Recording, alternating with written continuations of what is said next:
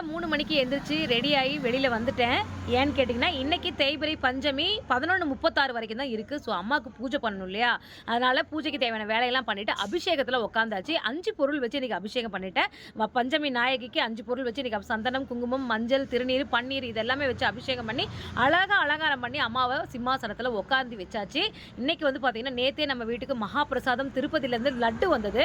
So அந்த லட்டுக்கு வந்து மகாபிரசாதம் இல்லையா, அதுக்குண்டான மதிப்பு நம்ம கொடுக்கணும். அதனால் பூஜையில் வச்சு பூஜை பண்ணிவிட்டு அதுக்கப்புறம் நம்ம வீட்டில் இருக்க அக்கம் பக்கத்தில் இருக்கவங்களுக்கு நம்மளுக்கெல்லாம் சாப்பிட கொடுத்தோம். இன்றைக்கி பிரசாதமாக அம்மாவுக்கு வந்து பார்த்திங்கன்னா மாதுளம்பழம் வச்சுருக்கேன். அதுக்கப்புறம் பூஜையெல்லாம் முடிச்சுட்டு வந்து இந்த சோம்பு வாட்டர் போட்டு குடிக்கிறதுக்கு பாருங்கள், அவ்வளோ தொண்டைக்கு இதமாக நல்லா இருந்தது. அதை தான் சாப்பிட்டோம். அப்புறம் நான் வந்து கல்பனாக்கு பிரேக்ஃபாஸ்ட்டு லஞ்சுக்கு எல்லாத்துக்கும் ஹெவியாக ரெடி பண்ணிட்டு இருந்தேன். க்ரீன் டீ போட்டுட்டு இருந்தேன். அப்போ தான் கல்பனா சொல்கிறாங்க, இன்றைக்கி வந்து காலேஜ் லீவ் போட்டுக்கிறேம்மா அப்படின்ட்டு. அடக்கடவுளை இவ்வளோ அவசரமாக உனக்கு செஞ்சனே அப்படின்னு சொல்லிட்டு பிரேக்ஃபாஸ்ட்டு செஞ்ச ஹெல்த்தி பிரேக்ஃபாஸ்ட்டை கொடுத்துட்டு எங்கே கிளம்பிட்டேன்னு பார்க்குறீங்களா? இன்றைக்கி ரேஷன் கடையில் 8ஆம் தேதி தான் எனக்கு 3000 ரூபா பணம் தரேன்னு சொன்னாங்க. சரி, அதனால் ரேஷன் கடைக்கு போய் லைனில் நின்றுக்கிட்டே பேசிட்டு இருக்கிறனால தான் கொஞ்சம் சவுண்டு கேட்கும்ப்பா.